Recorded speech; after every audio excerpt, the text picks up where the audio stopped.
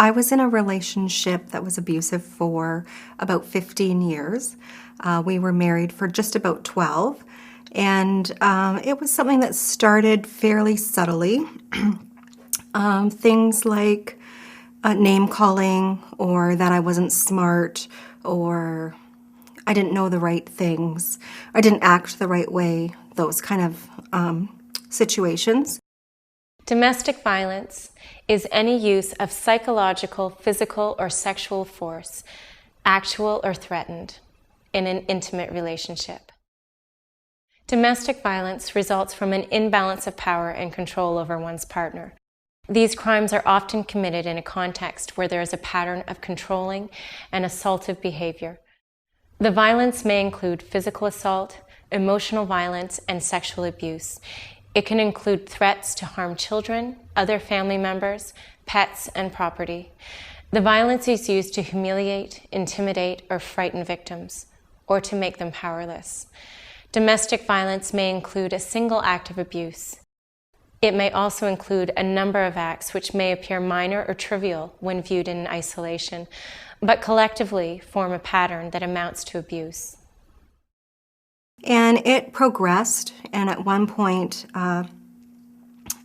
he's my ex-husband now, had kicked me in the head because I didn't want to have sex with him.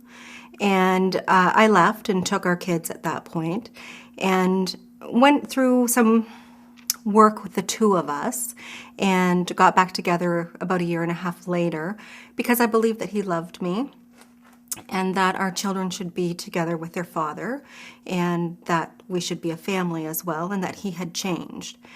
And things were good for a fair amount of time. He went back to being fairly verbally abusive, and eventually emotionally abusive, and occasionally physically abusive. And our relationship ended the day that he decided that I could not leave him. I had told him I was leaving.